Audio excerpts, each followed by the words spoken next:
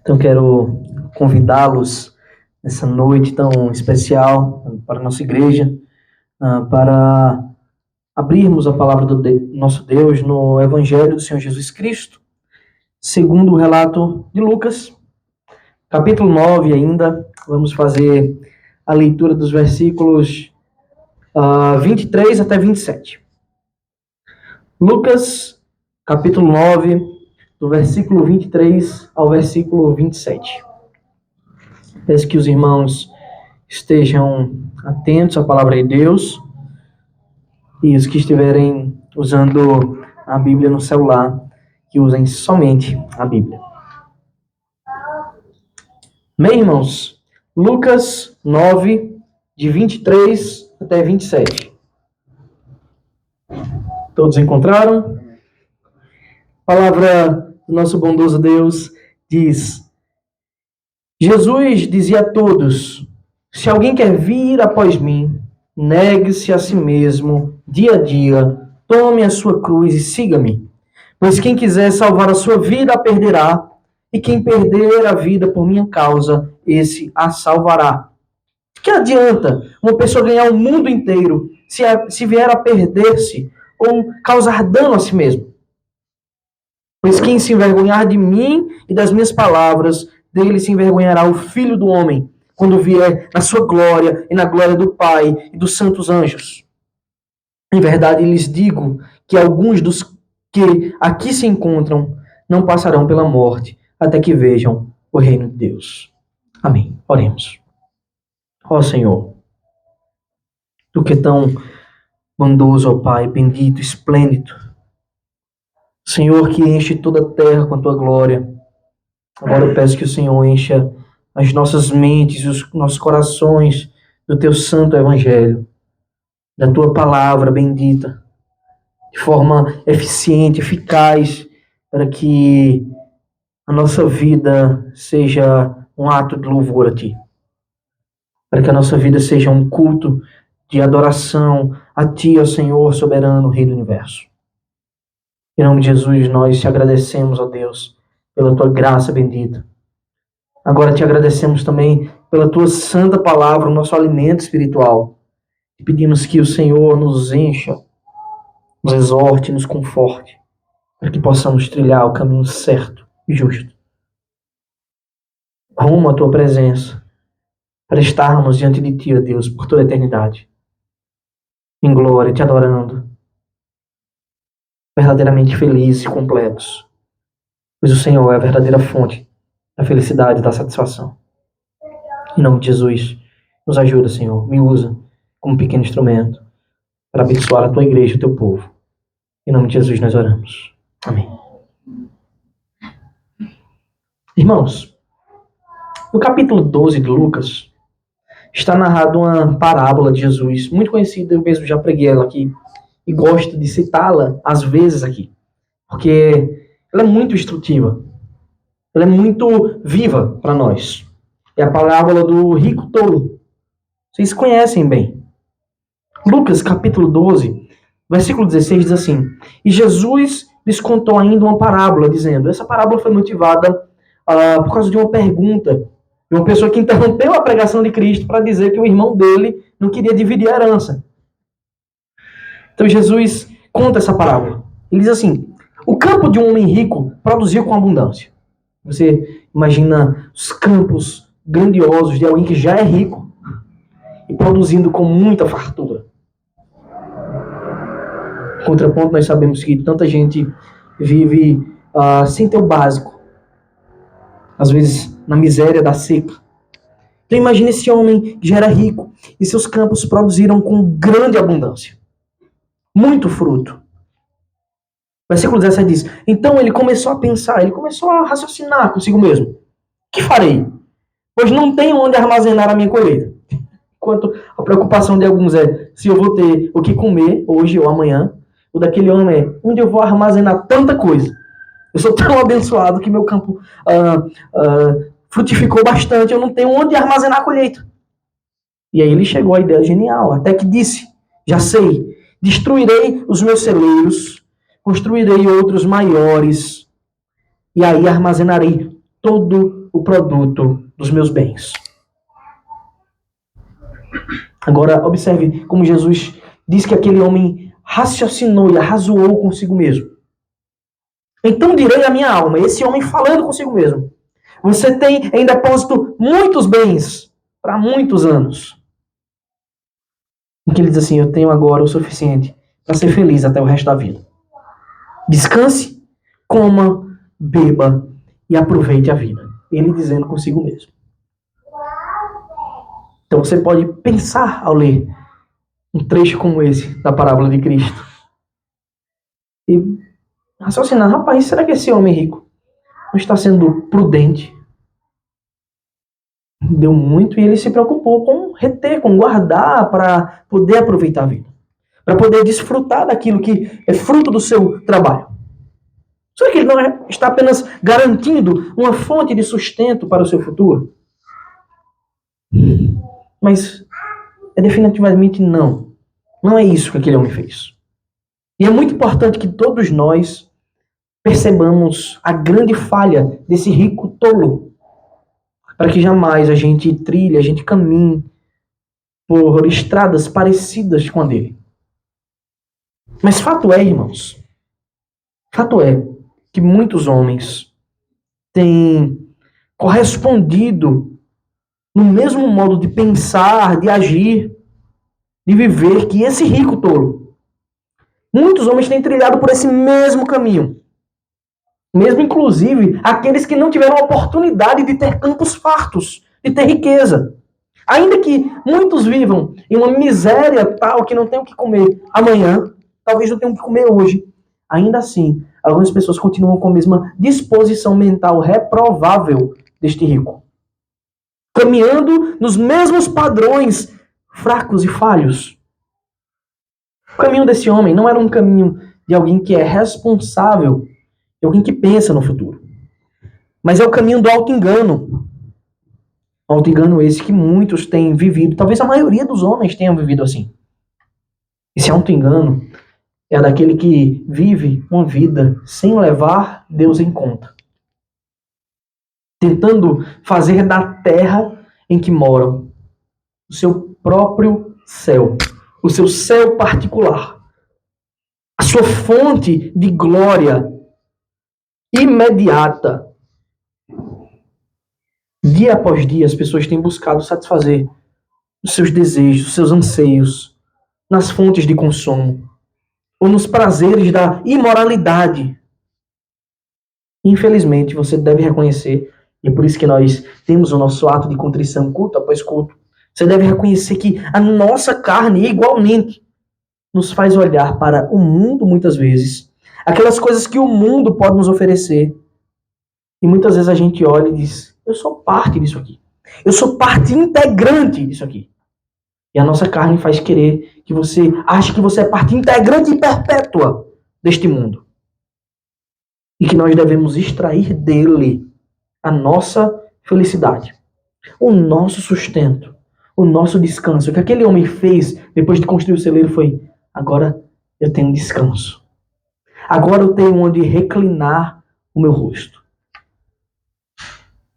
Quantas vezes você não se esforçou ao máximo e fez de tudo para conseguir algo bem específico, provavelmente um bem material, para te satisfazer, e praticamente imediatamente depois de conseguir, o brilho daquela coisa que você se esforçou tanto some, você nem lembra mais que tem aquilo, nem cuida mais daquilo. Quantos esforços você já dedicou ao Senhor com esse mesmo empenho para conseguir essas coisas que no outro dia já perdeu o brilho? Imagine quantas vezes você não dedicou esforços que jamais você pensou em dedicar a Cristo para satisfazer desejos fúteis, desejos pessoais rasos, que num dia você ri, instantes depois você tanto faz. Já se foi a euforia, já perdeu a graça. É importante nós percebermos que há uma grande diferença entre desfrutar das coisas ao nosso redor e tentar fazer o mundo ao nosso redor o nosso céu. Há uma grande diferença nisso. Foi exatamente isso que o rico tolo da parábola fez.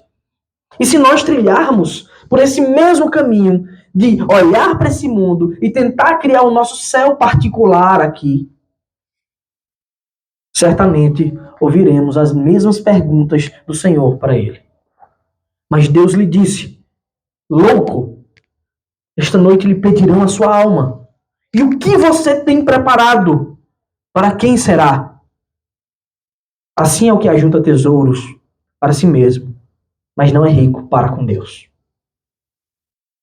Isso nos leva a uma pergunta extremamente importante e pertinente para essa noite. O que significa ser rico para com Deus? Como nós poderemos ajuntar tesouros nos céus?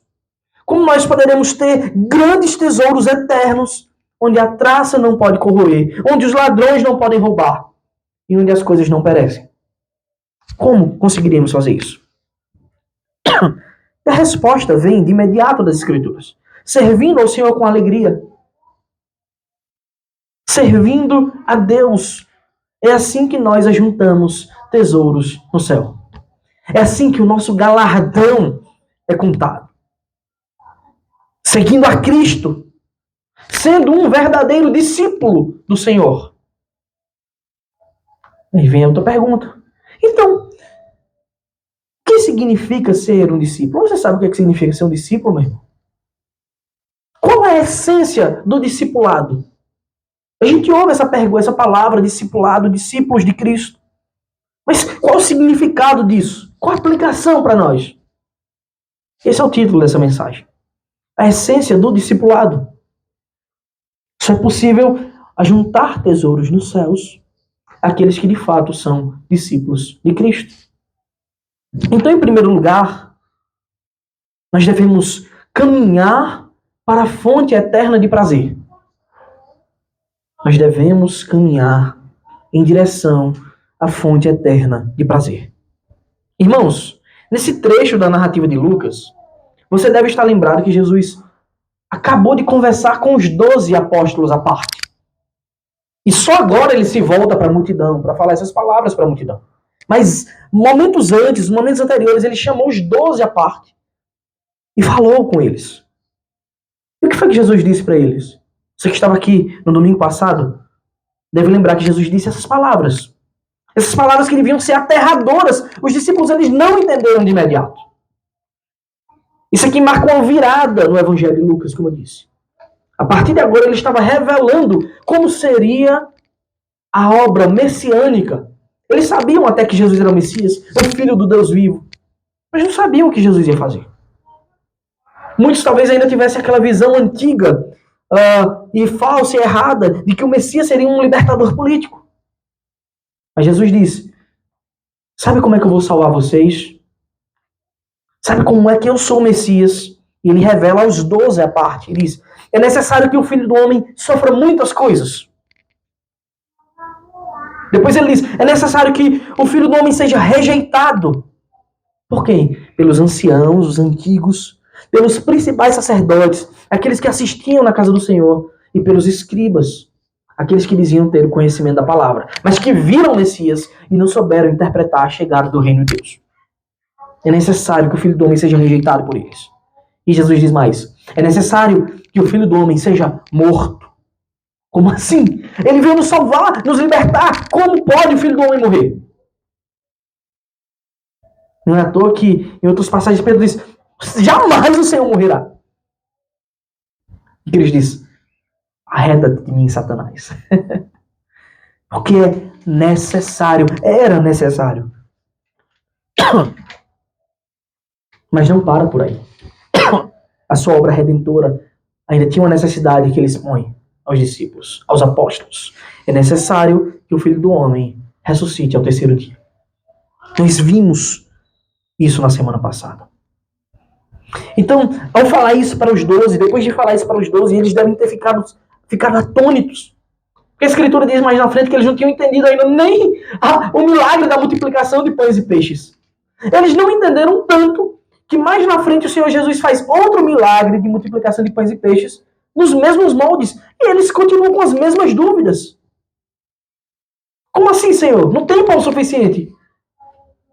Com Jesus, vocês não lembram não que eu acabei de multiplicar pães e peixes? Estão duvidando que eu posso fazer de novo? Então Jesus agora ele se volta para as multidões, deixa os discípulos lá atônitos, sem entender nada com dessa revelação que Cristo faz nesse momento, caminhando em direção a Jerusalém, rumo à Páscoa. Ele se volta para as multidões que acompanhavam ele no deserto. E você deve lembrar que ali também tinha todo tipo de gente acompanhando Cristo. Todo tipo de gente peregrinando em direção a Jerusalém, porque a Páscoa estava perto e todo mundo tinha que ir celebrar a Páscoa. Você deve lembrar também que aquelas pessoas estavam seguindo Cristo naquele caminho. Não é porque eles entenderam que Jesus era o Messias, mas era porque Jesus fazia grandes sinais. Jesus estava alimentando a multidão. Jesus estava curando os enfermos, libertando oprimidos por espíritos malignos. Quem não quer seguir alguém assim? Quem não quer ser beneficiado das bênçãos temporais? E aqui está a grande pobreza daquele povo. É que eles queriam apenas as bênçãos temporais. E quando Jesus disse, eu sou o pão da vida, eu sou o maná verdadeiro de Deus, quem não comer o meu corpo, a minha carne, e não beber o meu sangue, não tem parte no reino de Deus. Quando Jesus revela isso, aqueles homens que amavam os sinais de Cristo disseram, duro é este discurso. Quem é que pode ouvi-lo? Eles queriam, até então, fazer de Jesus o rei de Israel. Apenas porque estavam sendo abençoados materialmente, fisicamente. Então, Jesus se volta para a multidão e declara as seguintes palavras, que não podem ser entendidas jamais como apenas para aqueles primeiros ouvintes. Mas são palavras que todos os homens que pisam nessa terra, que precisam conhecer o Senhor, devem ouvir e compreendê-las. São palavras muito importantes. São palavras de vida. De vida para quem a recebe, mas também de juízo para quem a rejeita. Versículo 23, eu peço que você mantenha sua Bíblia aberta e acompanhando, está escrito.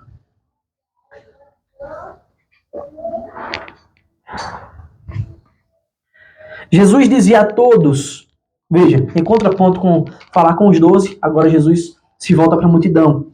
Jesus dizia a todos, se alguém quer vir após mim, negue a si mesmo, dia a dia, tome a sua cruz e siga-me. Então, o que essas palavras significam? Para que a gente entenda de forma didática, entenda bem, vamos dividir esse versículo em 3 sentenças. Primeiro, Jesus diz assim, se alguém quer vir após mim.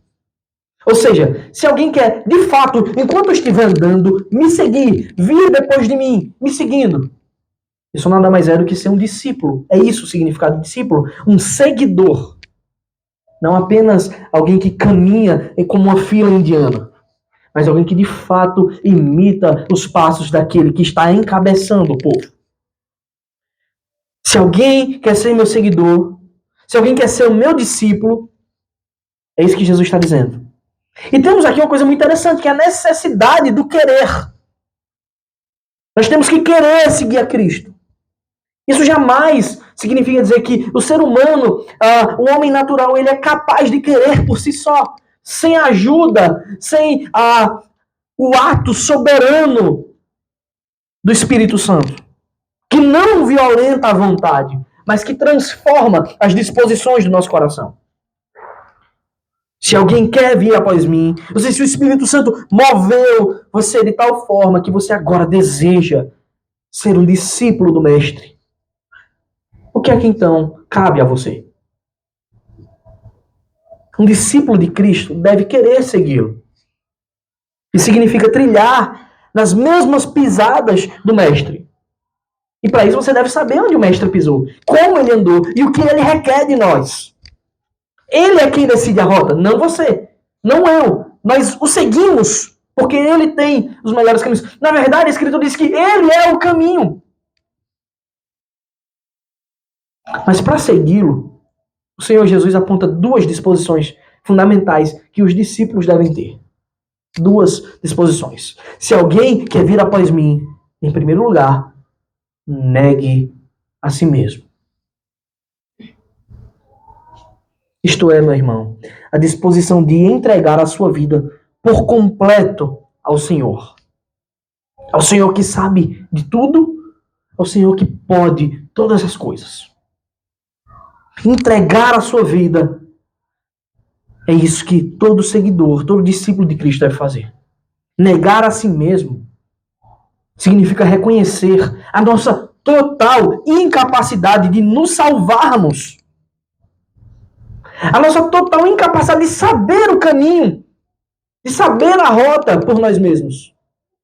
E dizer, eu confio no meu guia, eu seguirei, e se ele disser para eu largar alguma coisa, eu largo, e se ele disser para eu fazer alguma coisa, eu faço. Porque o discípulo, assim como as ovelhas que ouvem a voz do pastor, seguem ao mestre. Negar a si mesmo não é a autoaniquilação, mas é entendermos que não somos o centro. As coisas que estão escritas não é sobre mim, não é sobre você, mas é sobre ele. É por isso que convém que nós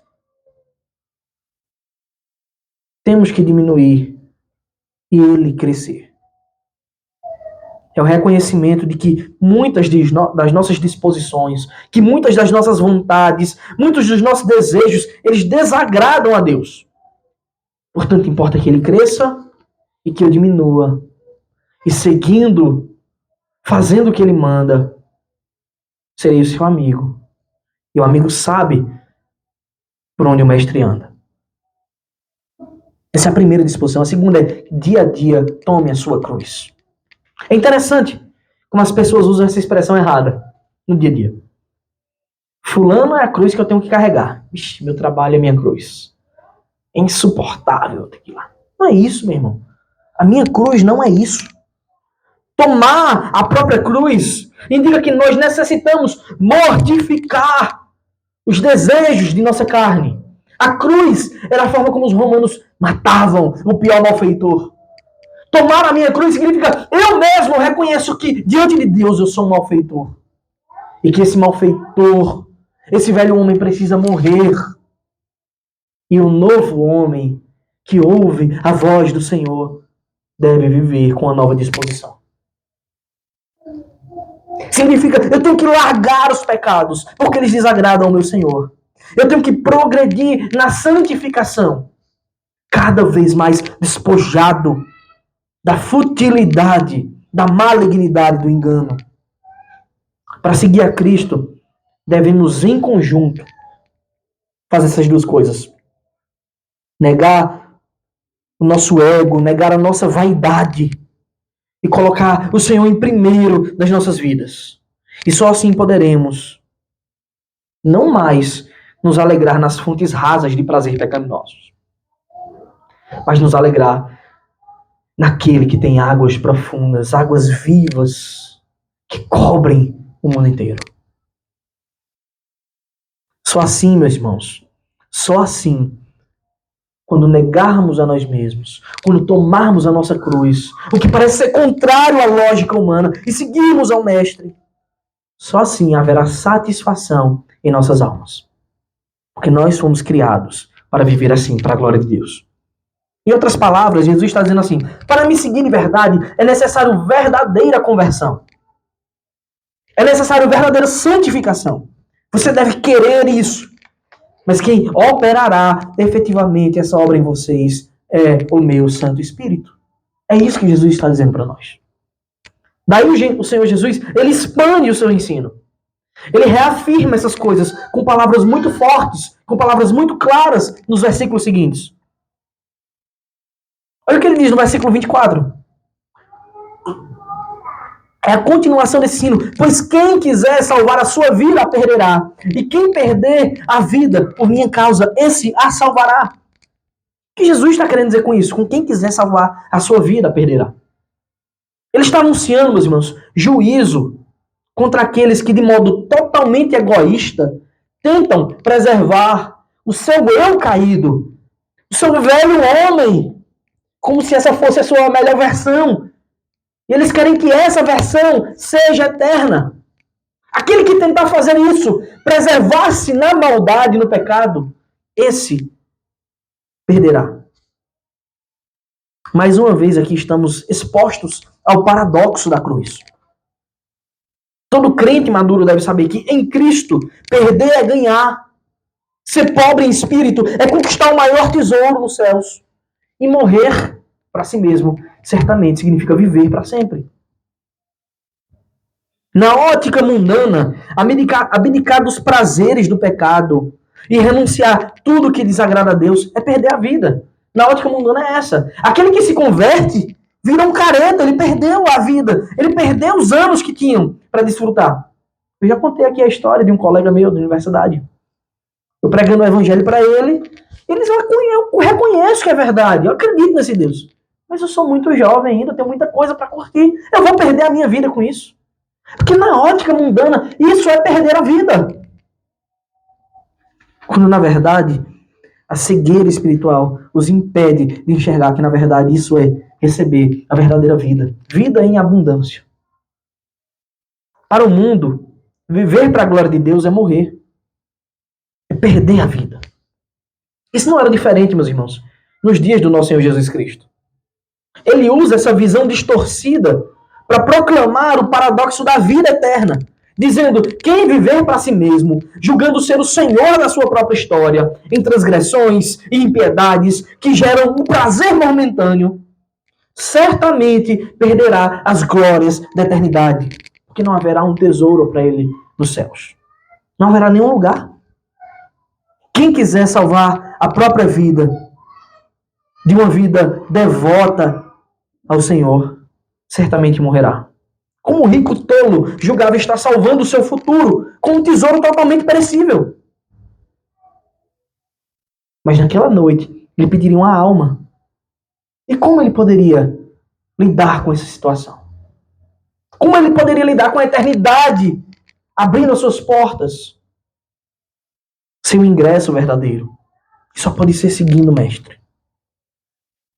Por outro lado, quem perder a vida por minha causa, Jesus usa a mesma ótica dos homens. Quem perder a vida por minha causa, esse a salvará.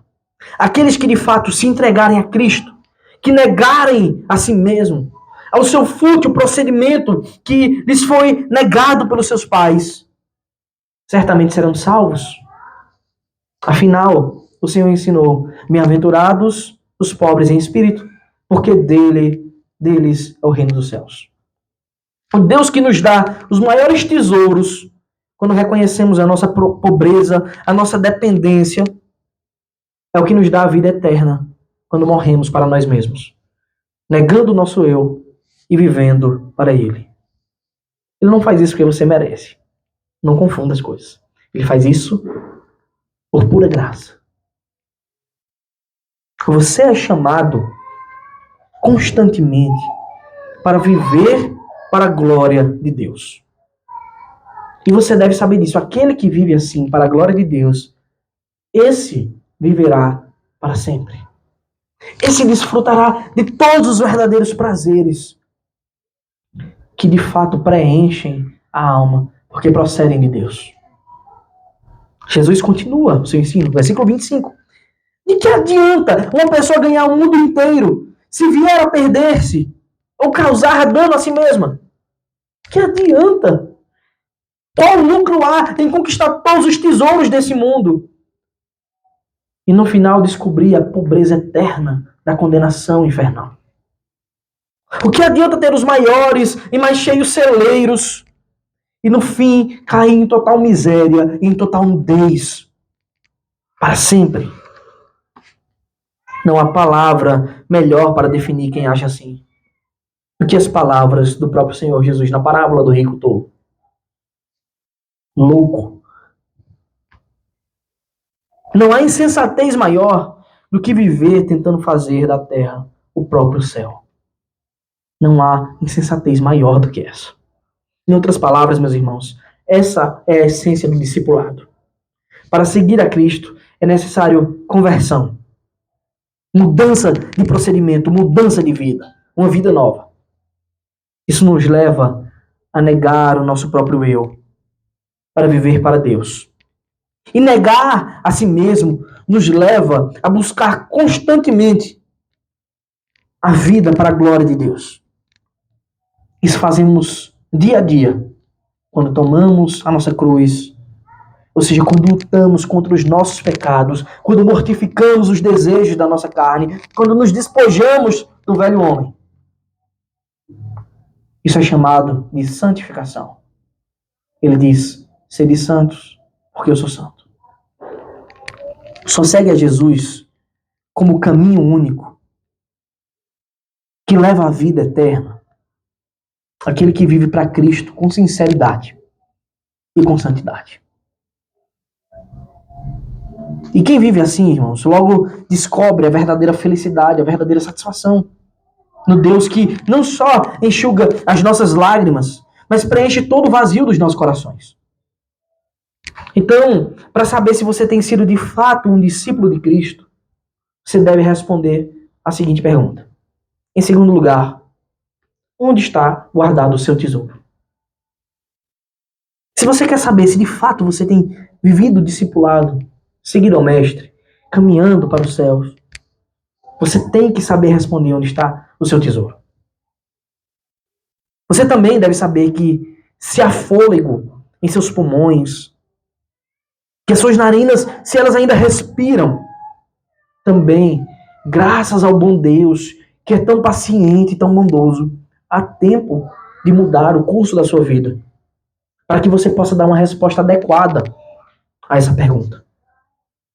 Isso porque o nosso Deus, ele é muito amoroso. Ele é infinitamente gracioso. Há tempo ainda de ajuntar um tesouro permanente no céu. Lucas, ele narra o anúncio impressionante que Jesus faz para aquela multidão. Aqueles homens que tinham sido alimentados fisicamente por ele, agora ouvem aquelas palavras. Versículo 26, está escrito. Pois quem se envergonhar de mim e das minhas palavras, dele se envergonhará o Filho do Homem. O Filho do Homem é ele mesmo, né? Jesus costuma se tratar assim. Quando vier na sua glória, na glória do Pai e dos santos anjos. O que Jesus quer dizer com se envergonhar dele, das suas palavras? A resposta é óbvia. Significa aquele que rejeita. Rejeitar não é só dizer eu não acredito nisso. Rejeitar é você também dizer é verdade e continuar na mesma vida de pecado. No mundo em que aprendemos, na maioria das pessoas, a sempre conquistar, a sempre reter, a sempre entesourar, crescer e resplandecer. No mundo onde tudo é eu tenho que fazer isso, eu tenho que aparecer, eu tenho que conquistar. A mensagem da cruz, como diz Paulo, é loucura. E certamente é um escândalo para essas pessoas. No mundo onde o meu eu deve sobrepujar os outros, o negar a si mesmo é humilhante. Viver para a glória de Deus é vergonhoso. Mas o nosso padrão não está debaixo do sol. Nosso padrão é daquele que criou o próprio sol e que muito o transcende. Ele não criou somente o sol, mas a terra, o mar e tudo que neles há. E é para ele que nós devemos viver. É ele quem define o nosso padrão perfeito. Essas palavras de Cristo, elas devem esmagar o orgulho pecaminoso dos nossos corações. Não se envergonhe do Evangelho. Porque ele é o poder de Deus para a salvação de todo que crê. Não retroceda no chamado que você recebeu de Deus de segui-lo. Que logo chegará o dia, aquele que vem virá e não tardará, O Filho do Homem retornará sobre as nuvens do céu com poder e grande glória. E a grande questão é: o que você terá para entregar a Ele? O que você tem? Onde está entesourado? Para quem será? Como se envergonhar daquele que tudo sofre e tudo suporta por nós? Como nos envergonhar daquele que morreu a nossa morte e que diante do Pai suportou com grande amor a nossa cruz? Então, depois de tão grande exortação, Jesus proclama a grande dádiva da chegada do reino de Deus, que nós podemos contemplar. Versículo 27, ele diz: em verdade lhes digo que alguns do que aqui se encontram não passarão pela morte, até que vejam o reino de Deus. E não pense que Jesus está falando aqui do seu retorno final. Afinal, a gente tinha que supor que alguns dos apóstolos teriam que ter mais de 2000 anos vivos. Não é isso que Jesus está falando. Ele está falando do estabelecimento do reino de Deus na terra. E esse estabelecimento aconteceria quando se cumprisse cada uma daquelas necessidades que Jesus tinha exposto aos 12 apóstolos. Ele tinha dito: eu vou sofrer muitas coisas. Ele tinha que sofrer. Eu serei rejeitado. Ele tinha que ser rejeitado. Aquele que os homens escondem o rosto. Ele teria que morrer. Ele teria que ressuscitar. E finalmente a sua ressurreição, assim como outras fases, como nós veremos ainda nesse capítulo de Lucas, se Deus o permitir, como a transfiguração, que os discípulos experimentaram um pouco da glória. E mais na frente, quando no dia de Pentecostes Jesus fosse assunto aos céus e o Espírito descesse, enchendo a igreja, expandindo a igreja. Essas coisas todas marcavam que de fato o reino de Deus chegou. E muitos ali veriam o reino de Deus. Muitos, mas não todos. Você deve lembrar que Judas, um dos 12 que estava ali, que tinha ouvido essas afirmações do mestre, esse grande ensino, não veria nem mesmo a ressurreição. Ele não veria a chegada do reino de Deus. Sabe por que ele não viu? Porque o seu tesouro não estava em Cristo. Sabe por que ele não viu? Porque o seu tesouro era 30 moedas de prata.